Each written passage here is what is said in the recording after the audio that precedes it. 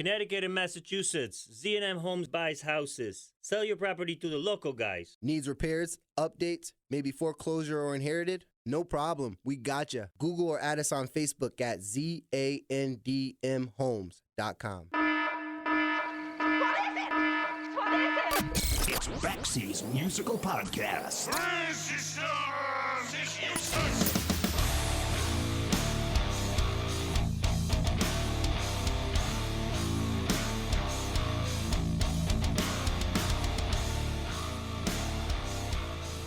So it's summertime, and in the world of music, it also happens to be festival season. And as anyone will tell you, some festivals are great, others are run with a real cookie-cutter, one-size-fits-all approach. But one festival tour that's taking place this summer has taken a totally different route, and that is the Is for Lovers Festival, which has been put together by the band Hawthorne Heights. And what they've done is really pretty interesting. Since 2001, the band Hawthorne Heights has released 7 albums, including The Silence is Black and White in 2004 and If Only You Were Lonely in 2006, both of which went gold, sparking hits like Ohio is for Lovers, Nicky FM, and Saying Sorry, all of which were top 40 hits in the U.S. alternative charts. But the story behind Hawthorne Heights is a lot more complicated than that. This is a band originally from Dayton, Ohio, that stuck together through breakthrough commercial success, management troubles, a name change, legal issues, and through unexpected tragedy. Stuff that not every band typically survives, but they have. And part of that is due to the commitment that the band has towards the music and to each other. And they've done it by using the same intensity to create a compelling new approach to putting a show on the road. Last year, in 2022, Hawthorne Heights organized and curated the brief 3-city Is for Lovers Festival Tour. The tour took the band through Wichita, Kansas, Denver, Colorado, and Cincinnati. Each stop on that tour included slightly different lineups that included bands like The Descendants, The Wonder Years, Red Jumpsuit Apparatus, Thursday, and many others. This year, the festival has been expanded to 8 cities around the country that include stops in Hawaii, Lake Tahoe, Salt Lake City, the Outer Banks in North Carolina, Cincinnati, Denver, Council Bluffs, Iowa, Silverado, California, Pelham, Tennessee, and Mansfield, Massachusetts, where things wrap up on September 17th, with Alkaline Trio and Rise Against topping the bill. It's a totally DIY undertaking that wisely incorporates the local flavor of each participating city. The festival is a pretty unique idea, and to talk about that and how it was put together is Hawthorne Heights lead singer JT Woodruff. He's my guest today on Baxie's musical podcast.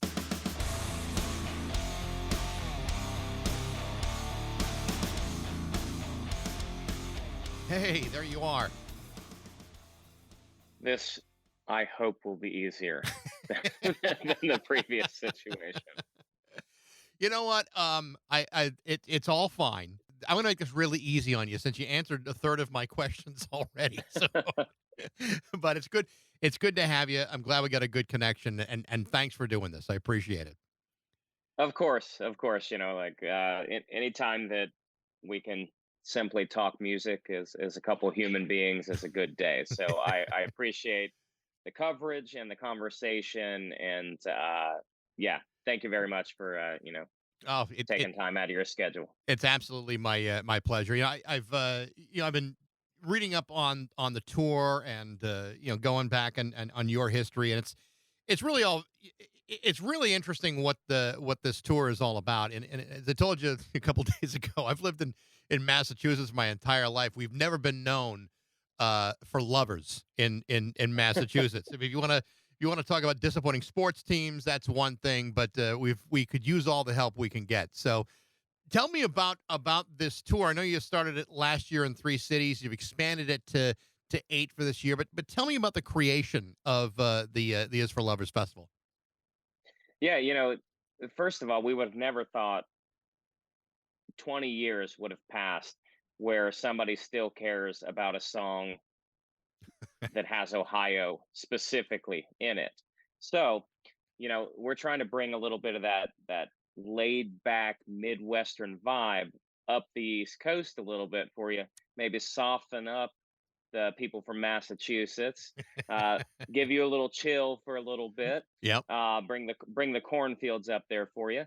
But yeah, it's really just about the culmination of the hard work of the DIY music scene and how everybody is, it's an all hands on deck situation. It always has been. All these bands grew up playing in basements, in rental halls, and forging their own path and their own career. And a lot of us shot out of a cannon just due to our hard work, our ethics, and our love for humanity and the music scene. So that's kind of what this whole Is for Lovers Festival is about. It's about inclusion. It's about locality and regionality and some of our favorite places in the world. Some of the places where our fans have just treated us so well. That's where we want to be. We always want to be in locations that have positive nostalgia, not toxic nostalgia to it. And Massachusetts has always been one of those great places for us. So it totally made sense. We love the culture up there. It's always funny to you know, we got our first Dunkin' Donuts down here maybe 4 years ago, 5 years ago, or something like that. So that used to be a big thing for us. You know what I mean? You get up to all the way to the top of the United States, and you're like, Dunkin's everywhere. This is crazy. This is awesome. Well, I know my specific drink. well, I know for a fact. Years ago, I used to travel between Massachusetts to Wisconsin, and we'd have to take I-90 through Ohio because my ex-wife had family in Milwaukee and a lot of friends there, and there were a couple of times that we're driving through the state of Ohio on the Ohio Turnpike, going, well, there's got to be a Dunkin' Donuts here somewhere, and there wasn't. There wasn't another Dunkin' Donuts until Indiana. I'm like, how does a state even survive in this country without a Dunkin' Donuts? It's unbelievable that there's like this there's this Dunkin' Donuts vacuum anywhere in the country. It's scary, man. Now you know where these songs come from. Now you know when we had to write these emo screamo songs because we've been living life without Dunkin' Donuts our whole lives. You can't even get one on our turnpike. It's tough vibes down here, man. That's why we got to come up and see you. I don't know how you do it. I do not know how you do it, but I'm glad you're coming to Massachusetts. And I think the thing that I really like about this tour, as the name alludes to, there's a real local component to these shows. Tell me a little bit about that, because I think this is really a real cool approach. Yeah, like I was saying a little bit ago, we're not trying to approach this like a full-fledged tour where you have to grind every single day. So one of the fun things that we like to do is really try to involve local bands, local talent, local artists. In our little festival community, we want to have local businesses there. We normally partner with a local coffee shop and a local donut maker for our backstage, and we try to grab local business pieces for that backstage experience. This really is, I guess, our mission statement would be by the bands, for the fans, where the band and fan experience meet up together, and Right. we're all just trying to have fun in a cool location. So that's kind of where that locale comes in. And we try to invite as many people from the local small business community out and give them a place to show off their talent or their food or their whatever it is they do, to give them a place to be and hang out with some musicians. With the economics of touring these days, I mean, like you said, it's not a full-fledged tour where you're doing 50 dates. I mean, you've got 8 specific cities that you've chosen very, very carefully. With the economics of touring as they are, does that make this kind of festival easier to do, or are there more, are there other complications involved? Sure. I mean, it's a little bit of this and a little bit of that, kind of like some of these. It's all fly-ins. Nobody can route to them. Hmm. Like a place like Hawaii, you're not driving the tour bus there. You're flying in from wherever you are in the world. And some of these places are easily routable, but sometimes that gets you into a little bit of trouble because the summer is all about festival plays for people, but everybody has fall touring plans. Right. So you can't play Boston twice in 3 months. So are we routing through or are we flying in? Most of these are true fly ins for people unless they live regionally close. So it does create a different set of problems, but it opens up the entire touring world of bands to us, because if you got to fly in, anybody can fly in. It doesn't matter if they're from Japan or from Massapequa. Right. You know what I mean? So like it it creates a little bit of a economic drain sometimes, but for every bit of that, you also get the world is open to you for the talent pool. What's interesting is, you the way you're doing it, and then the other bands that you're having along on the tour. I mean, Alkaline Trio and Rise Against and many others. You've kept the ticket price pretty reasonable. I mean, these are not Taylor Swift price concert tickets. I mean, it's a pretty reasonable ticket to get in. Yeah, and that is definitely one of our mission statements is economically in this climate and with how these bands have grown to be superstars all in their own right. We can't do the $20, $25 ticket like Warped Tour could do. We wish that those days were still here, but we try to make it as economic as possible for young people, for people of all economic and diverse backgrounds. We want people at these shows. So we did try to make it as low as we possibly could. And I think we did a pretty good job with that, because there's some heavy hitters on this. Rise Against has massive songs, massive fan base. Alkaline Trio, absolutely legends of the scene. And then you have everybody else that have kind of shot out of that same canon. You got bands like Bayside and Hmm. Silverstein, some of our friends from a long time ago. All these bands are headliners in their own right. And having a collection of them all in one spot, it's not free for us, but it's not super expensive for the fans. Right. So I think it's a good balance. I also think it's pretty interesting because in some cases when a band is deeply involved in the planning of a festival, uh, that there's been no talk about you guys being the headlining act. I mean, Hawthorne Heights is not the headliner. You've whether it's appropriate or inappropriate, you've taken somewhat of a back seat to allow other bands to kind of take the larger spotlight as the closing act. Yeah, definitely. And we like, how the internet is like a wild place and people just say things. Like one of the positive comments would be, "Wow, Hawthorne Heights has no ego whatsoever. They put themselves in the middle of the lineup.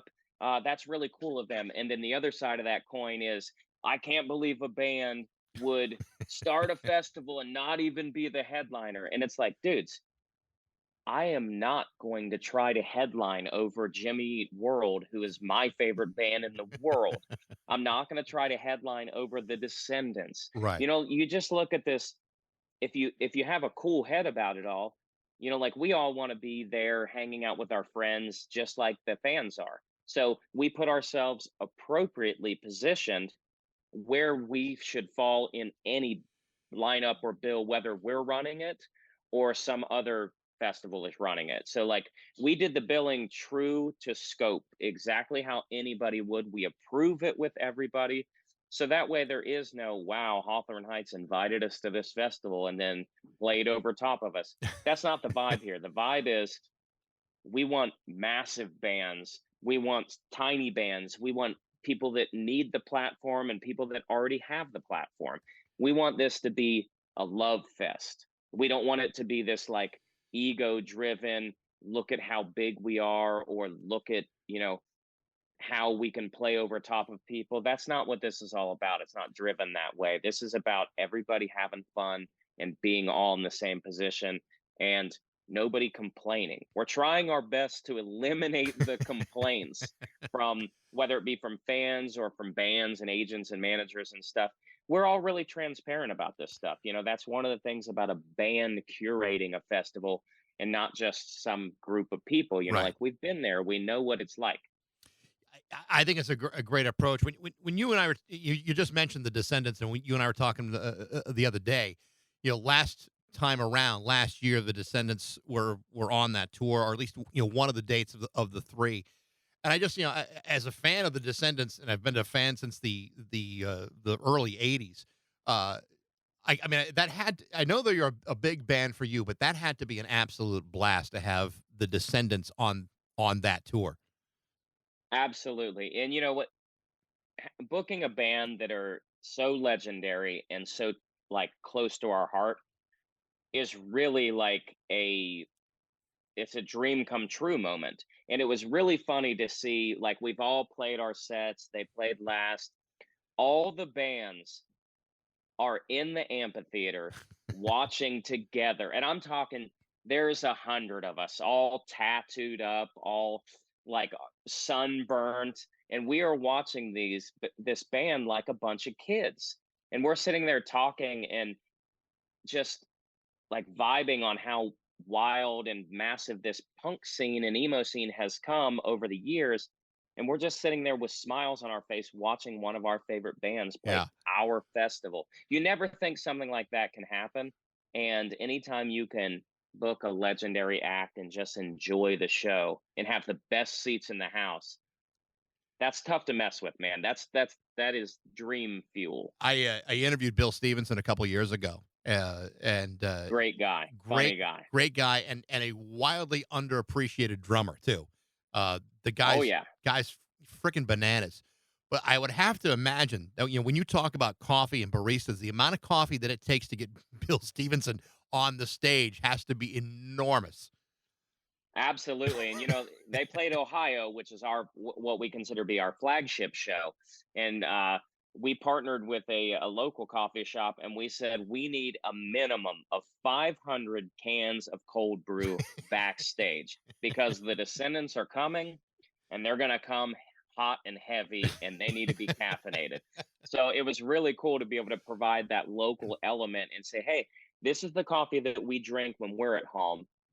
Here you go. Here it is backstage ready for you. Please let us know if you need more. We'll go get gallon jugs of it. Whatever you need, Bill, it's here for you. I'm sure Bill and Milo totally appreciate that. I do want to talk about your band here for a little bit. I mean, Hawthorne Heights is now in its 22nd year, which is absolutely amazing. But the thing that I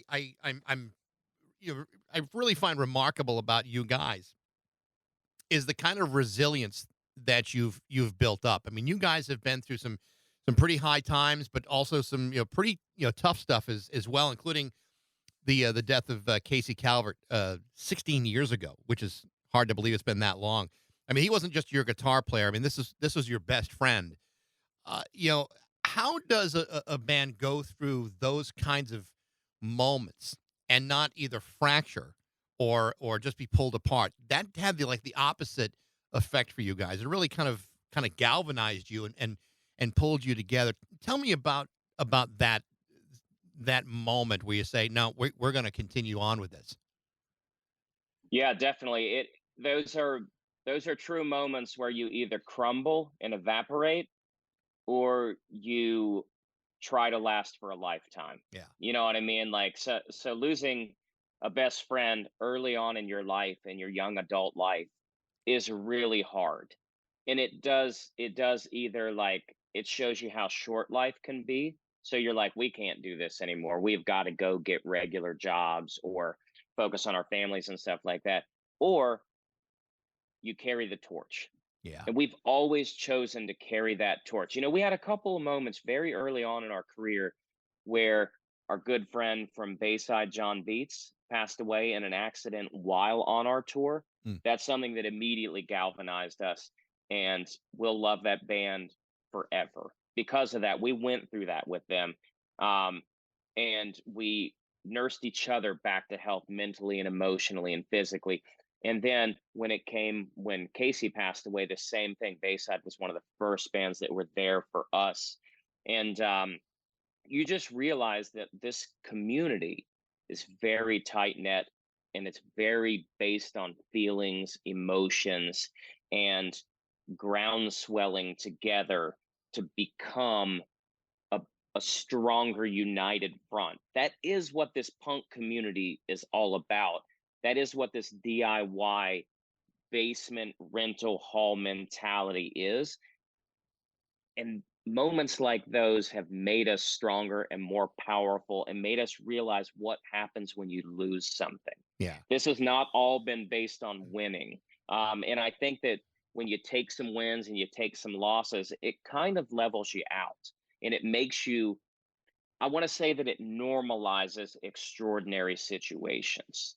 So like one minute you're flying across the world to play in front of 110,000 people in Japan opening for Metallica, and then one moment, you're in the funeral parlor. So like it shows you how short life is and how you really have to remember to smile during the brightest times and to remember the legends that you've lost at the same time.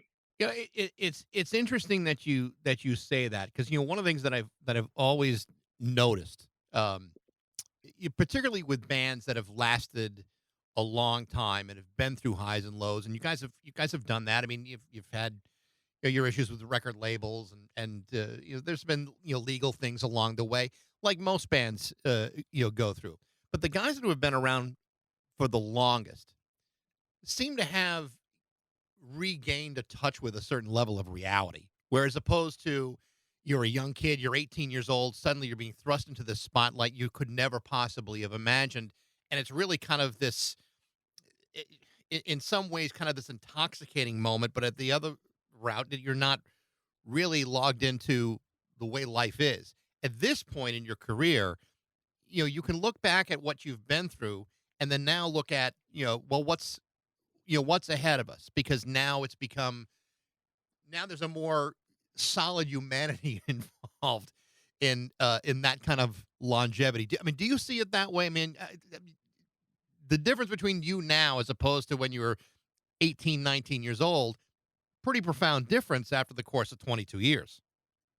Yeah, definitely. I mean, yeah, I think one of the big things for us is we never rested in that weird period where it's like party times. Right. You know what I mean? Where the days just blend together and like it's just countless nights of drinking or partying until you fall asleep, you wake up, you do it the next day and it's a blur. We've always been very lucid about the scenario, and like for better or for worse, you know what I mean? Like a couple of us are straight edge. We don't do anything whatsoever. We never did throughout the history of the band. And then the other two, I would say at this point, are basically the exact same thing. So, like, when we're going through lows, we are lucid and in it. And when we're going through highs, we're lucid and in it. So, like, it levels you out. And we've never really had those moments where, like, hey, do you remember that guy? Nah, man, I don't remember that guy. We'll know everybody's face, everybody's name, and Right. that's kind of what it takes to run the situation that we're in right now. Stuff can't fall through the cracks, so you really have to have clarity, and that's the best way that I can describe what has happened throughout our career in the past 20 years or so. Clarity and levity. Yeah. So like you understand the gravity of the situation that you're in, and those impact moments, they hit harder, but they burn out clearer. So that's what it takes, kind of. You've mentioned punk a couple of times in our conversation here, and I know that at its root, punk kind of has guided a lot of sub genres, and a lot of musicians tend to kind of shy away from the categorization of what they do. Hawthorne Heights is considered to be largely an emo band, or at least you were early on. How do you feel about that categorization? I mean, do you see yourself as an emo band, or do you see yourself as something different? No, I mean we're all in. You know what I Yeah. mean? Like we've always considered ourselves an emo band from the beginning. This is who we are. We have the same influences that we did have. Um, we don't run away from things just because they became popular. You know what I mean? There was a time you remember in the 90s when punk broke I and when do. ska broke, and those were great times. It didn't make punk any less cool. It just made it more exposed. So there's still punk bands. I think NoFX still wants to be called a punk band. Green Day still a punk band. You know what I mean? They've Right. had massive success over the years, but they are still a punk band. We're an emo band. We don't run from it. We do love, like, you can either look back on nostalgia in two ways. It's toxic and it holds you back, or it's very positive and very memorable and remarkable. So we look back at like even the MySpace days. One of the activations on site, is a big MySpace banner that you put your face into. We will put you in like crazy makeup so you can remember how silly you were. Right. These are fun memories. These are not like, you don't look back at yourself. This is reverence. This is all about like, hey, there was a moment in time where this was all massive, over MTV, over everything, and kids grew up in that phase. But 20 years later, they're still listening to these tunes. It's like when the Beatles had mop tops. Every kid in America tried to grow their hair Yeah. out to look like the Beatles, but you don't make fun of that hairstyle of the Beatles. You just consider it the mop top. You know what I mean? Right. So like, you got to watch out to be too like sarcastic or snarky about the time period that you grew up in, because you got to hold it in high regard.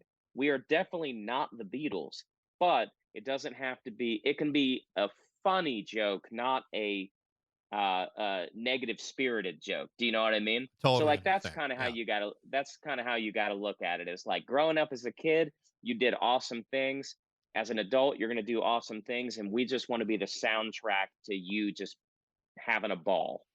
I know I don't have a whole lot of time with you, so I do want to kind of touch on what the band is doing now. I know there's a couple of singles that are out on Spotify's Lucerne Valley and Dandelions.